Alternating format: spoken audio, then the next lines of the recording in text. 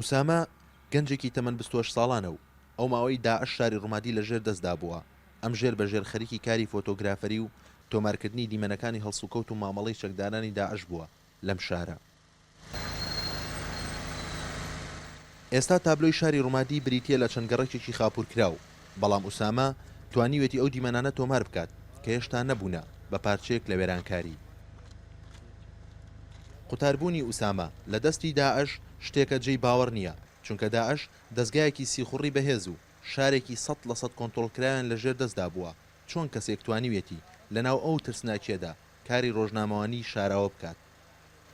اسمي أسامة من محافظة الأنبار.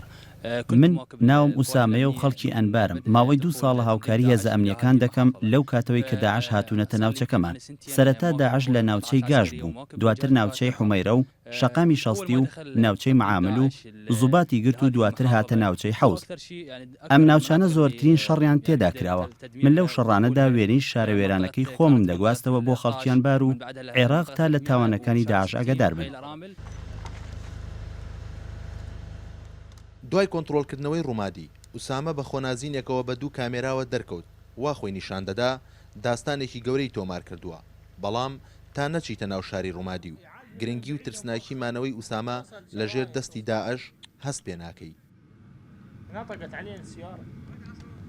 خێزانی ئوسامە ئەو کاتەی داعش ڕوومادی کۆنتڕۆڵ کرد لەگەڵ هەزاران خێزانی دیکە شارەکەیان جێهێشت و ئاوارە بوون، بەڵام کوڕە سەرکێشەکەیان بڕیاری مانەوەیدا، نەک هەر تەنها مانەوە، بەڵکو بڕیاری کاری فۆتۆگرافەریشی بە دزی داعشەوەدا، دوجار بێ ئەوەی گیانی دابنێ تا دوایین چیرۆکی مانەوەی داعش لە شارەکەی خۆیدا مایەوە. من أكثر الطرق اليوم نشوفها مفخخة واللي يجون من بغداد أو هەموو ڕێگاکانی ڕوومادی بۆم ڕێژ کراون. لەبەر ئەوە ئەوانەی کە دێن بۆ ئێرە چ ڕۆژنامەنووس بن یان کەسانی تر ئەم شتانە نازان و من یاوەریان دەبم، چونکە من 2 ساڵە لێرە هەموو شوێنەکان شارەزا بووم و هەموو ئەو ماڵانش دەزانم کە بۆم ڕێژ کراون. لەبەر ئەوە هەر کەسێک کە دێتە ئێرە هاوکاری دەکەم تا زیانی پێنەگات. حتى لا يقعون أخوان الصحفيين في هذه الفخ. خذ خذ خذ خذ خذ.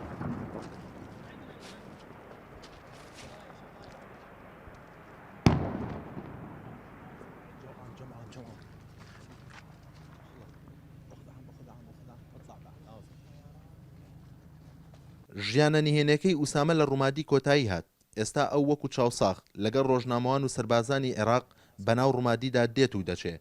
ئەو لە هەموو کەسێ باشتر دەتوانێت ئەوەی پێش شەڕ ڕوویدا و ئەوەی دوای شەڕ ڕوویدا بگێڕێتەوە. فەڕەنسیەکان بەم ڕێکەوتە باشە بۆ ڕۆژنامەنووسان دەڵێن سەرتوێژی قەیماغی دەستکەوتوو. ئوسامە گەنجێکی شاری ڕوومادیە، دەوێت لە ڕێی زوومی کامێراکەیەوە نەهامەتی شارەکەی بگەێنێتە جیهان، بەڵام یەکێک لە ئاواتەکانی ئەوەیە کە جارێکی دیکە ئەم شارە بەم شێوازە نەبێنێتەوە و هاوڵاتیانیشی بگەڕێنەوە. ئومێد محەممەد هێنارتی، ڕوومادی.